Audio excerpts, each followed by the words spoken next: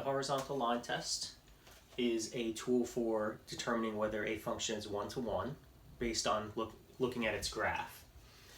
A one-to-one function means that, first of all, it's a function, so we're not allowed to repeat any x values. Now, we can always verify that using a vertical line, because a vertical line has the same x coordinate at every single point. So if a vertical line intersects a graph twice, that means there are two different points with the same x, but different y values.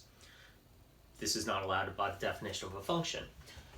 A one-to-one function has to have the same requirement, but for the output values. No output values allowed to be repeated. A horizontal line has every y coordinate the same for every point on the line. So if a horizontal line touches a graph twice, that graph cannot be one-to-one because it's got the same y value in two different locations. So it's a very simple thing to do. We'll start with the counterexample. Much like with the vertical line test for functions, it kind of helps to know what we're looking for in terms of what should not happen, or what's going to happen when the function fails the test. So this is the basic quadratic function f of x equals x squared.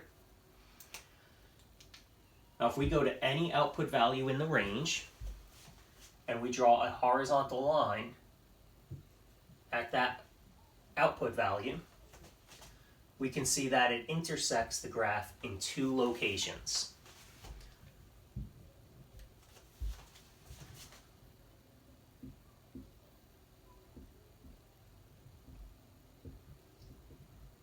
What we have here is the point -2, 4, and the point +2, 4. So we have the same y value occurring twice. The problem is that if there was to be an inverse function, if -2, 4 and +2, 4 are solution pairs of this function, then 4, -2 and 4, +2 would have to be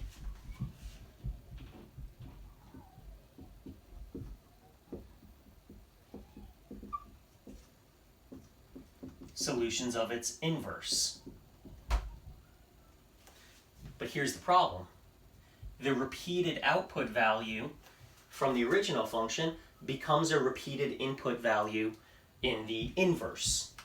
I can't even call it an inverse function because if that happens, it's not a function. So, how do we fix that? Well, we can restrict the domain of the original function. That is to say, it might not be one-to-one on its entire domain if we consider all of the x values that are valid inputs for this function. But maybe if we only look at a smaller portion of the domain, we might be able to find a section where it is one-to-one.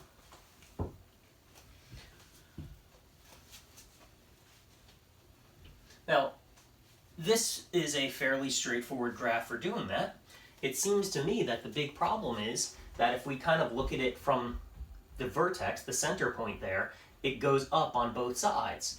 That means every y value it's hitting as it goes up on the right side, it's also hitting as it goes up on the left side. So it seems pretty straightforward, at least in this case, to say, well, we can go up one side or the other, but not both. So what we can do here is we can restrict the domain of the function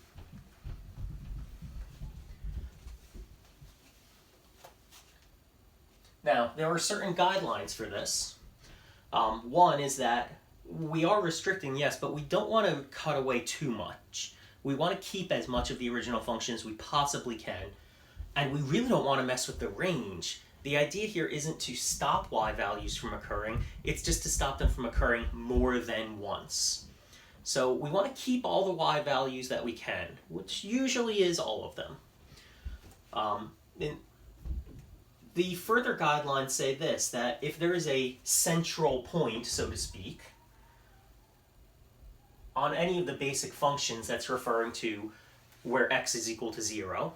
So if there's a central point, or we try to keep that as a frame of reference.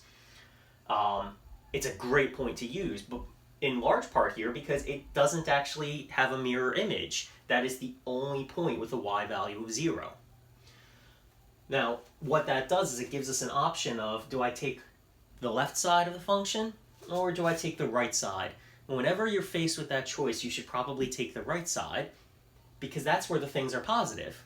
Really, that's what it boils down to, is if this is x equals 0, then anything to the left of it is going to be a negative x value. Anything to the right will be positive. Why would you choose negative when you could choose positive? So what we're going to do here is we're going to restrict the domain to be x is greater than or equal to 0. That means we're literally going to ignore this half of the function. We're going to pretend as if it doesn't exist for the purposes of making an inverse. Well, that corrects the one-to-one problem. Now the horizontal line only touches the graph in one place. And that statement about how if this point is a solution to the function, its flip-flop 4, 2 has to be a solution to its inverse. Well, now there's no problem with that. If there's no repeated y here, then there's no repeated x in the inverse. So what we get from this is that f of x equals x squared is not one-to-one on its entire domain.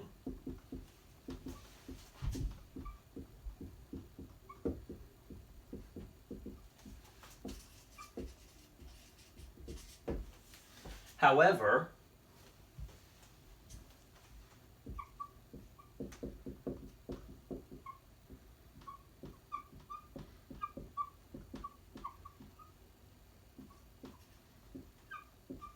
it is one-to-one for all values greater than or equal to 0. We can do this with any function that is not one-to-one. We can restrict the domain to a portion of the graph where it is one-to-one. Many times, and like in the case here, that means sort of cutting it in half. Later in the semester, we'll see different types of functions that will require the same guidelines to restrict it, but maybe a more drastic reduction in the domain. But for now, most of them, f of x equals x squared. The absolute value of x is another one. The reciprocal squared function. All of these are not one-to-one and require some restriction in their domain. They actually happen to have almost identical restrictions. And through shifts and reflections and distortions, we can use the same basic guidelines to restrict any quadratic function or any absolute value or rational squared style function.